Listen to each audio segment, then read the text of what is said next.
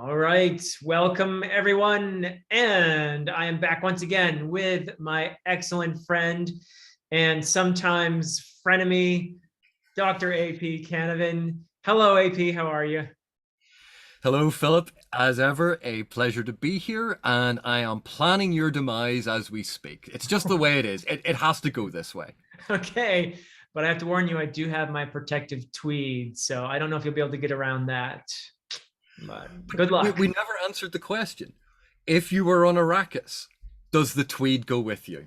Of course. I mean, it's protective tweed, so it would be necessary on Arrakis. I'm now just imagining you on the back of a sandworm with your maker hooks and the tweed jacket. It's what all the stylish Fremen wear. Actually, yes, it would become the style among them as soon as I arrive, I'm sure.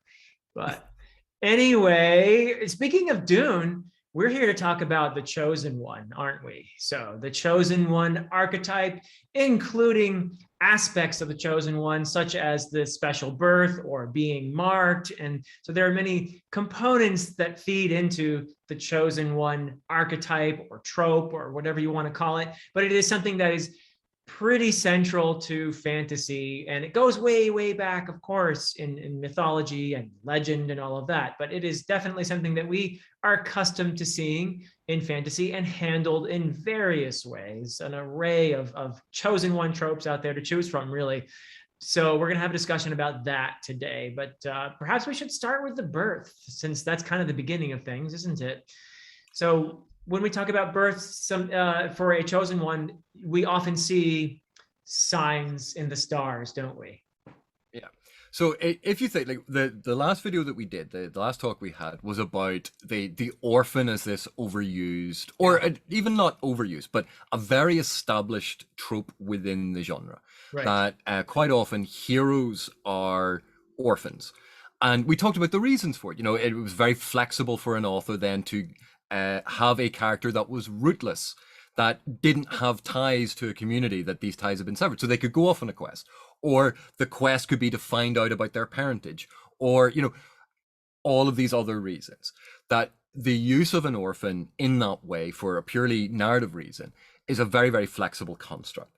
But Yeah. when we think back to another aspect of it, using the orphan singled that character out as different. And one of the other ways that we see that this is done is a special sign in the sky, a portent in the sky. They were born under a bad sign. They were born under a bad moon. I believe there are multiple songs that use variants on those lyrics. Oh yeah. Because if we think astrology, you were born under a certain sign, and the belief then is that those celestial bodies have an impact on who you are.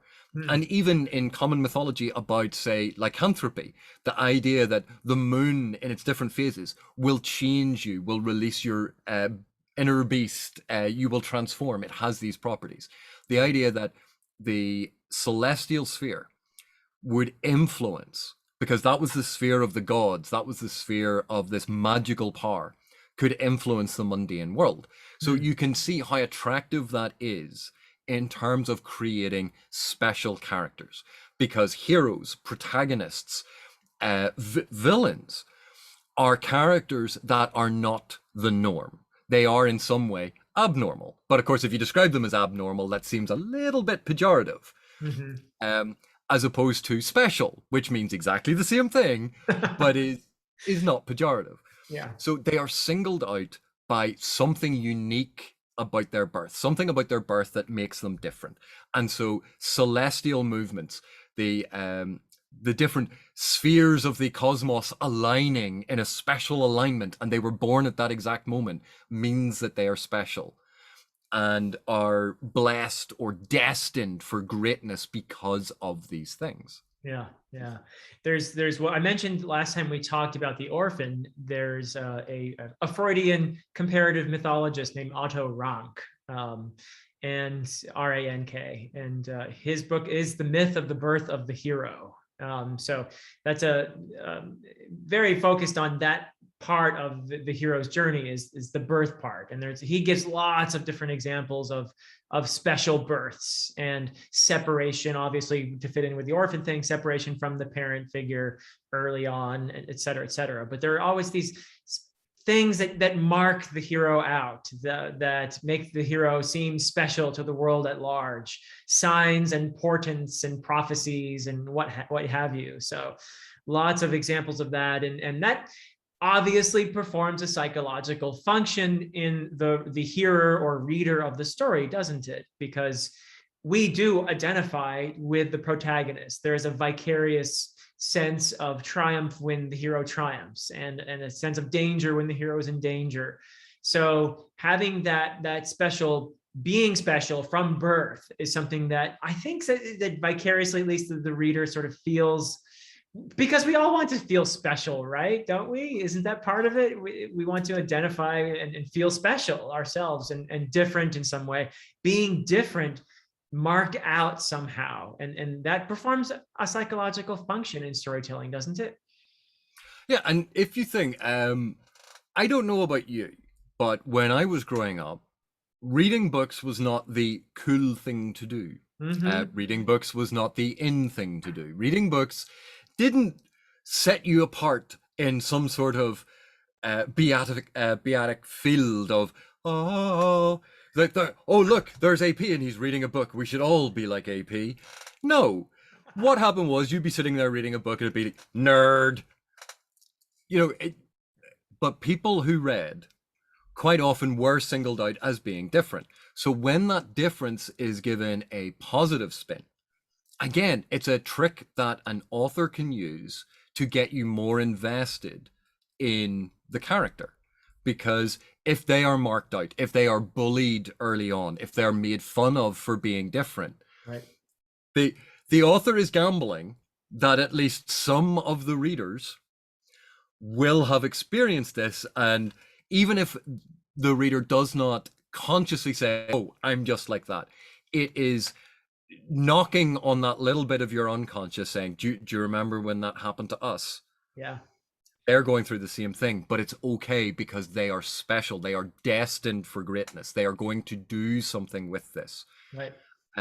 So, you know, that is like the orphan. Again, using an identifier, even if it is not a one-to-one point of connection, because we're not all orphans. Most of us are very, very lucky in that we're not orphans. But we can identify with that sense of loss, or that sense of not fitting in, because quite frequently the idea of being a reader in the modern world is something that sets you apart, that you don't fit in. Yeah. Because it's not sports or computer games or whatever, the Magic the Gathering card games, or whatever the thing is in whatever part of the generation. We're due a new yo-yo cycle at some point. It's roughly about every 10 years, yo-yos become a craze. And if you're not in on that craze at a particular age, everyone's like, well, where's your yo-yo? You get singled out. It's a weird cyclical thing. Yeah. But this is something that is used. It's such a simple, straightforward psychological trick that helps an author get you as a reader to identify with the character. So, yeah, I mean, that's one aspect of it. Yeah, and it's an old trick. You see it in mythology. You see it in biblical stories like Abraham, for example. Mythology of Heracles. You have the persecuted child. You have Beowulf. It was said to be kind of a loser when he was a kid, you know? So, and it's just a little throwaway line, but it fits in with this whole pattern. And of course, the modern example that I think a whole generation of kids identify with is Harry Potter. I mean, I know, but that moment, I have to say, in the first book, I read them with my kids because I was very much an adult when the books came out, and so I read really them with my yeah. I mean, I'm old, man. No, but there's a difference between being old and being an adult. That's true. This is true. Well, let's just say I was old enough to be an adult. when the books came out. Okay, so I did read them with my daughters and had a blast doing that. But the moment that got me in the first book was when Harry went into the leaky cauldron with Hagrid, and he went from being this persecuted loner who was maltreated by his uncle and aunt and cousin, and living in such a horrible, lonely situation. He went from that to entering a world where suddenly he wasn't a loser. He was like, oh, it's Harry Potter. You're Harry, and everyone wanted to shake his hand and say, and there's that moment of him just sort of entering this world where he is somebody.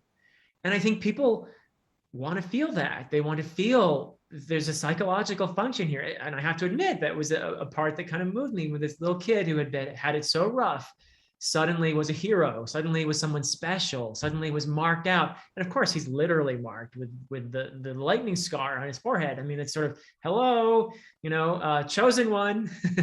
It's kind of shouted out at you there, but effectively, obviously, because a lot of people identified with this character and with this story of this kid who enters a world where now he's special, going from not special to somebody who's recognized as somebody who's going to do something really important, something big. And he already did anyway, The Boy Who Lived, although he has no recollection of that. So that's, I think it's a thing that grabs us, and it's an old thing. But there are so many examples other than Harry Potter. Or did you want to say anything about Harry Potter? But because we're thinking about this in terms of the chosen one, like a lot of the special birth, the special circumstances of becoming an orphan, the special marks, these are all signifiers of the chosen one. And one of the ways that the chosen one sort of is introduced is the idea of prophecy.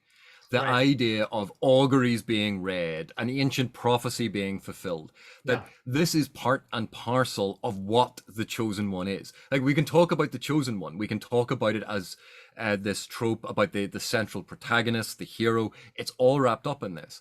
But one of the reasons why this is so difficult to untangle into little individual episodes is because these concepts are all related. You can't have a chosen one if they haven't, what are they being chosen for? Right. And so the idea of the chosen one is that it has something to do with a preordained or prophesized conflict, or some function or role or adventure that they are going to fulfill. Right. Or it could be that they are the only one who is going to be able to do a thing. So Frodo being the chosen one to get rid of the ring, that he was in some way special because he could refuse the lure of the ring to a surprising extent. That marked him out as special. But then Sam did that as well. Right. We don't think of Sam as the chosen one. Yeah, Frodo was the chosen overlooked. One. Yeah. One that really ticks all the boxes, though, I think the prophecy, the special birth, the orphan, everything. And even special markings on the hands and the arms is, and you know who I'm going to say, is Rand from the Wheel of Time. I mean, that is slight spoilers, guys. Rand is the main character of Wheel of Time, and he is a big time chosen one trope, right? Hang on a sec.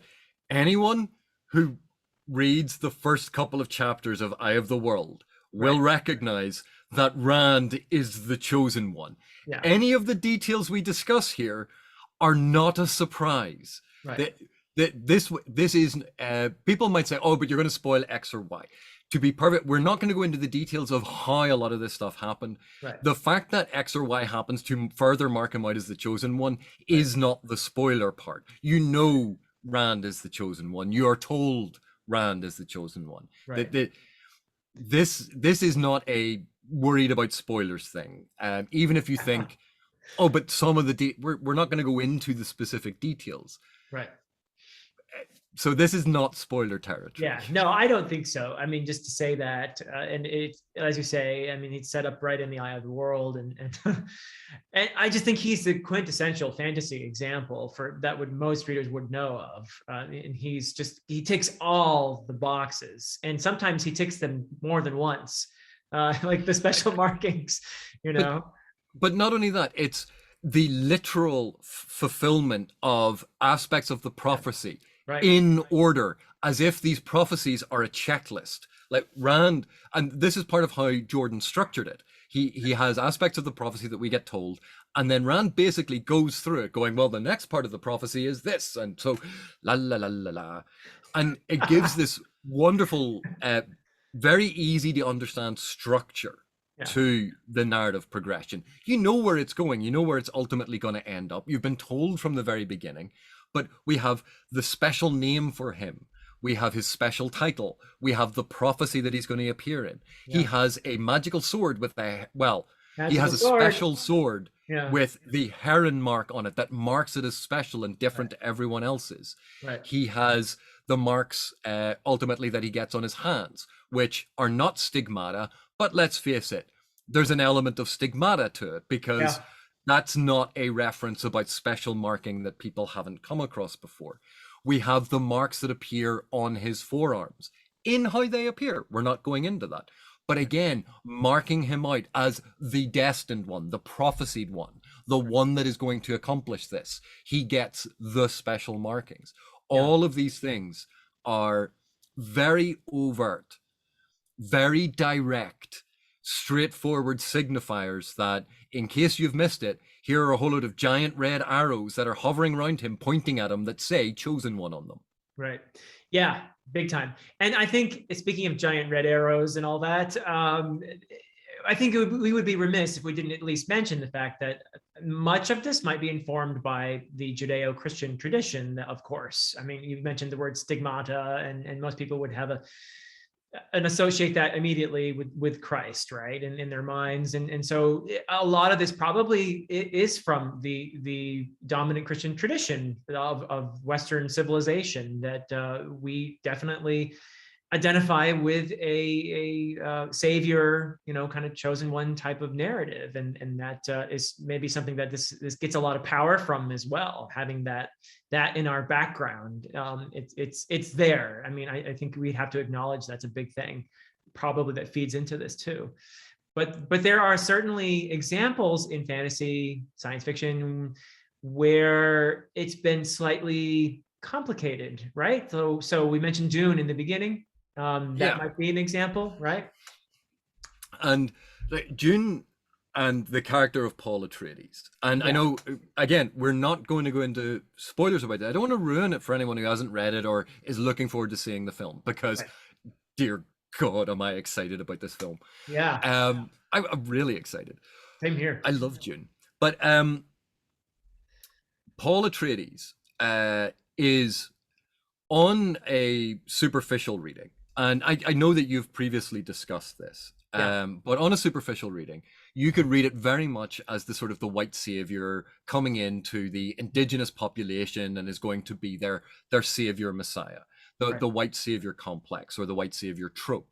But Herbert deliberately undermines this because in the book, and it's made very obvious in the book very early on, Right. that a lot of this prophecy has been artificially constructed Right. by the Bene Gesserit Right. in case their members needed an escape route in whatever, on whatever planet or in whatever tribe. They have seeded the galaxy with these stories Right. that, again, and this is the great thing about a lot of the prophecies, they're usually quite vague. They're usually written in symbolic metaphor.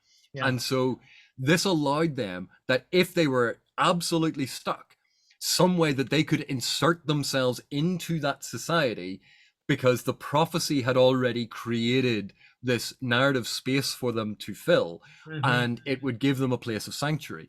So a lot of what Herbert is doing is showing how narrative, how these things can be manipulated Right. to create these images. So rather than Paul actually being a white savior, you see how it is a narrative created to benefit the colonial powers Right. in order to protect themselves should they fall into this sort of situation. Yeah. So it's a lot more complex than that initial reading of, oh look, it's Lawrence of Arabia, or oh look, it's Dances with Wolves, or oh look, it's what was it, Avatar, where oh yeah, Yeah. the white person turns up and they are more native than the native. Right. Um, it's more complicated than that in Dune, and I think that's one of the enduring qualities of Herbert's story, is that he takes a lot of these very apparent established narrative techniques, like the prophecy, like the chosen one, like the special markings, but does something with them that is quite different. Because you think the Fremen, because of the spice, have their eyes being bluer than blue. That it's not that they are blue eyes and therefore, going into that whole Aryan discussion. It has nothing to do with that, because it's about an unnatural, supernatural blue. Yes. It's about something more than that. And also, Paul is not the one who initially has that. The Fremen, the indigenous people, have that because they are in tune with it. They take the spice. The spice is part of who they are. Yeah. Another thing that Herbert does really well, and I agree with everything you just said, I like what he does is he complicates it as well by giving us more than a strong hint of the destructive potential of a chosen one, right? Because anybody with power has the potential to do good or harm. And this is something I think even Jordan does in The Wheel of Time too. Right? Jordan and Sanderson, is the idea that Rand could go, could go this way or could go that way. And if he goes that way, watch out, and this is something that's hit hard and heavy in Dune as well. The idea that if I play this role, if I do this thing, all this bad stuff could happen. And that is something that he doesn't necessarily want to unleash, right? So it's a little more complex. There is a destructive potential to every hero, because a hero is somebody who gains power. And remember, the flip side of the archetype, the hero is the villain, the one who uses the power for themselves, the one who uses the power for destruction, which is just, it doesn't take much, just a nudge here or there, and you can turn a hero into a villain, I think. And that is strongly implied by some of these authors who handled this archetype. And in fact, I think Herbert goes one further actually than what you've suggested, which is it's not that bad things could happen. Yeah. Bad things will happen, because when you assume the role as hero, you acquire followers, and your followers will do things in your name. Yeah. As soon as you start, if you assume that role, if you take on that role and responsibility and power, as soon as you do that, the immediate repercussion is you will acquire followers. Right. And that's when it starts spiraling out of control. And it always will spiral out of control. I think that's what Herbert actually focuses in on. Yeah. Because that's why it's such a tough decision for Paul. Yeah. Because he knows if he assumes this role, the consequences are people will die. It is inevitable. His followers will die to protect him, or his followers will kill to attain his goals, to further his ends. There is no maybe. It might happen that way. Paul knows for a certainty, if he takes this role, that is what's going to happen. And that's one of the things I think that sets Herbert apart from a lot of the other uses of this. Like David Eddings, and I like going back to Eddings as an example for this. In the Belgariad, Garion is an orphan. He has a silver birthmark on the palm of his hand. That again marks him out as special, marks him out as having had a special birth. It turns out he has a special lineage that has been, he's the long lost heir of this line, and this line is actually connected to sorcerers and powerful magic users, that everything about him is special, and he is destined to wield a special magical power and a special magical sword and to rule a kingdom and to do these things. And in it, Eddings shies away from the fact that as this series goes on, Garion goes from being part of a quest group to being the center of the group that everything is coalesced around, because he is the chosen one. He is the prophesied one. Right. and he does become a king. He does engage in these battles. There are wars fought that he has said, this cannot stand, and we're going to lead a fort. People die because of him. But Eddings frames it always in that way of, but he is the hero. He is doing the right thing, and this is just the cost of doing business. And sweeps aside the deaths of all of those people, because the focus of the story is the hero. The hero's doing the right thing. And a lot of that's why this is an interesting trope, because when we talk about tropes, quite often people use the word trope and they mean cliche. Yeah. Because a trope is a thing that is established, it's well recognized, but how it is used, how it is investigated, how an author plays with it or integrates it into the narrative, that's the thing that decides whether or not it is a cliche, whether or not it is badly used, or whether or not it is used really well.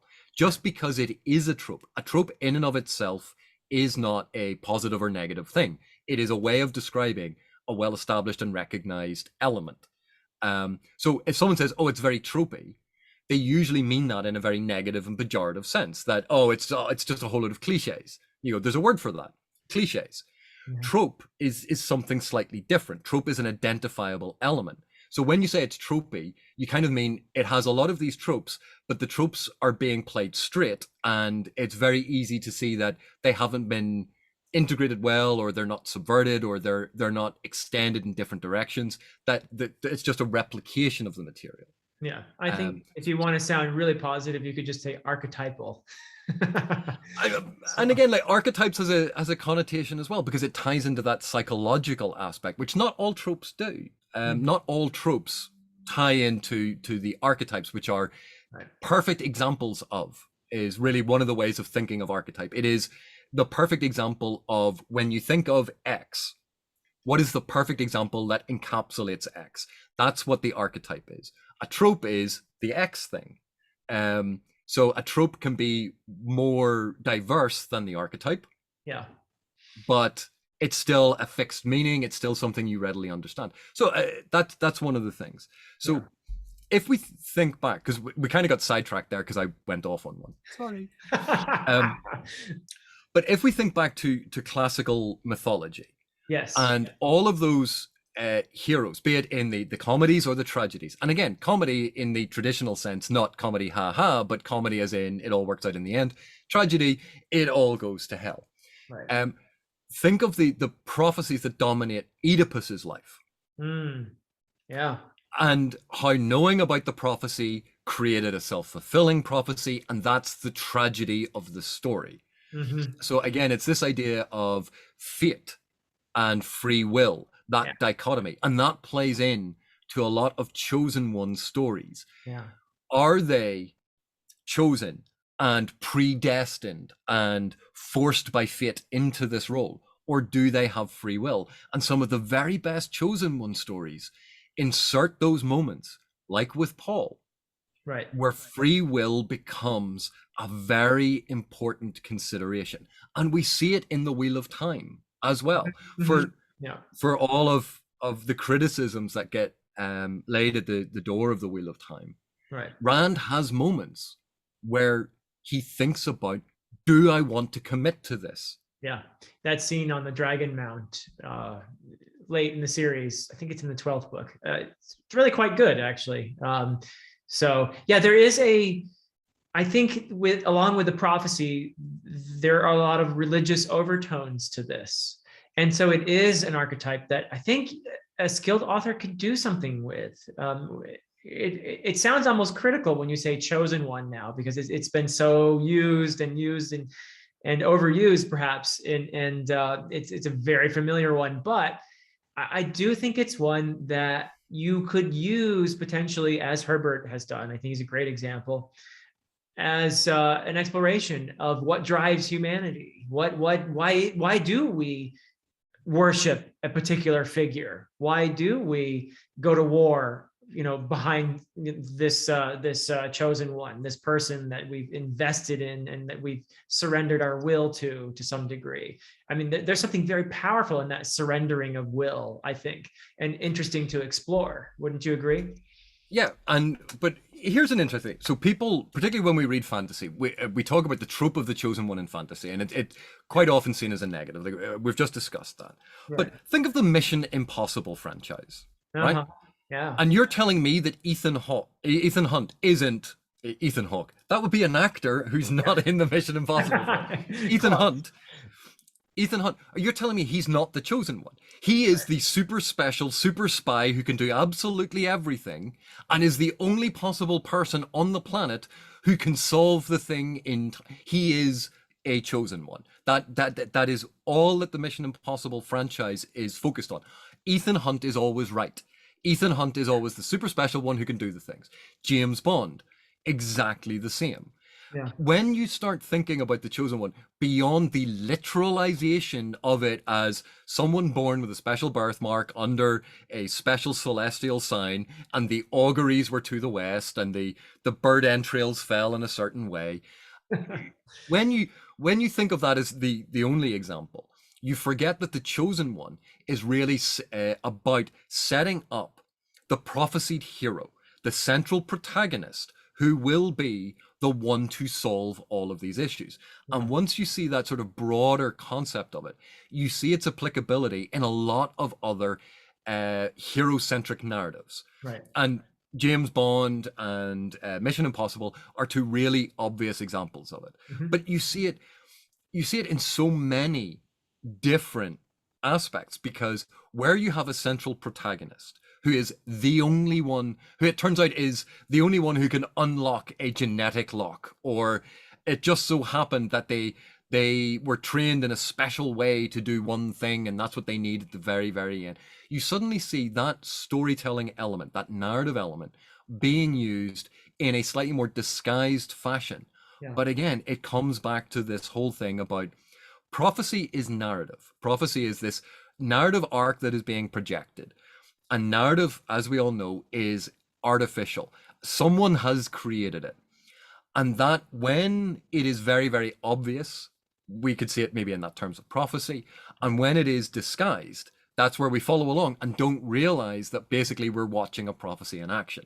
Right. And sometimes we don't mind, even when it's very obvious, like in the King Arthur stories, for example. King Arthur is such an obvious chosen one. Or in Lord of the Rings, you have Aragorn, and we don't mind. Although it's interesting, I think Tolkien does some interesting things with the archetype in there too, though, doesn't he? I mean, Aragorn, there is an element of choice with Aragorn too.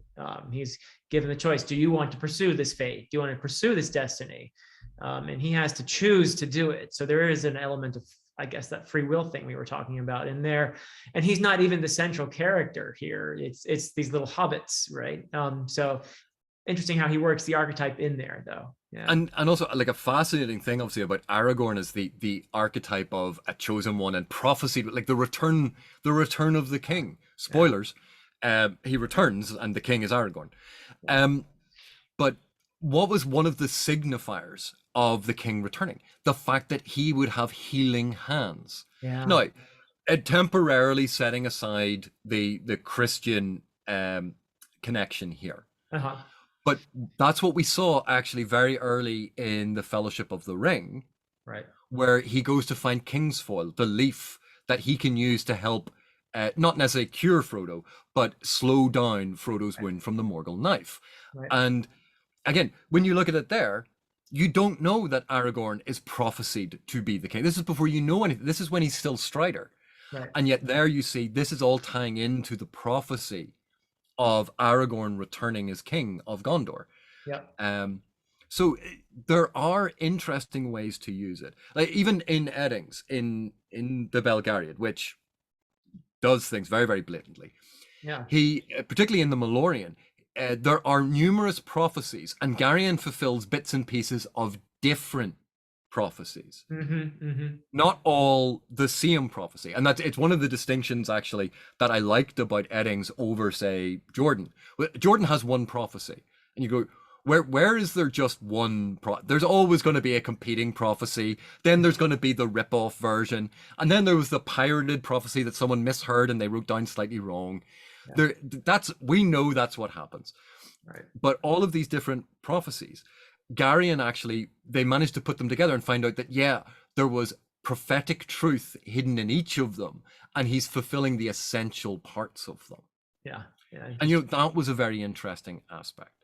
Yeah. And again, tying it into being born under an astrological sign, Right. or before, like the Romans, before going off to certain battles or making decisions, and it's what are the auguries, like the birds being released, and it's yeah, because they definitely didn't pay off a couple of priests to bring the right colored doves into a certain part of the thing to release them one way so they fly up that way. No Yeah. one would ever have done that to make sure the augury was right.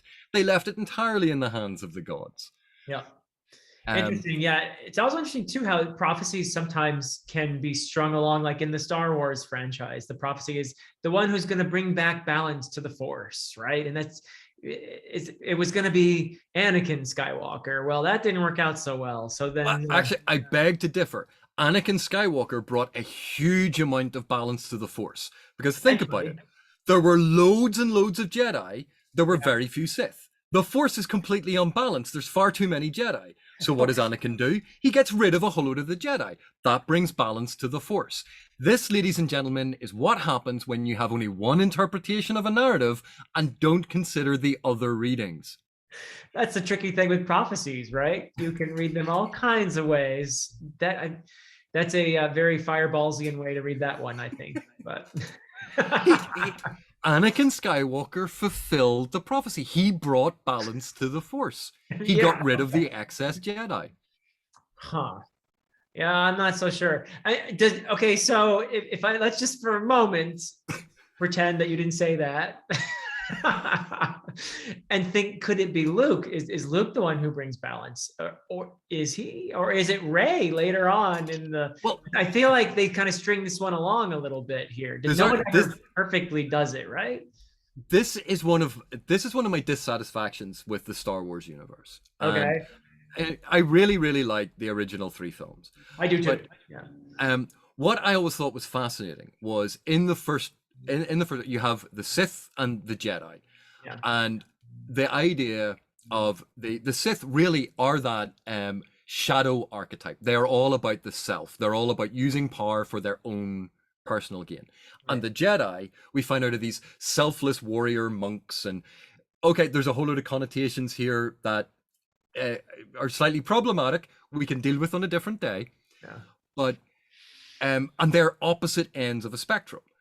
And the idea of balance that I thought would have been the logical point to go to is not that the Jedi were right or that the Sith were right, but finding that middle ground. Because if you think about it, Yoda warns Luke, you're letting your feelings and your love for your friends cloud your judgment. You're right. rushing, you're paying too much attention to that. You need to be calm and divorced from your emotions. You Yeah, need to be one of these warrior monks.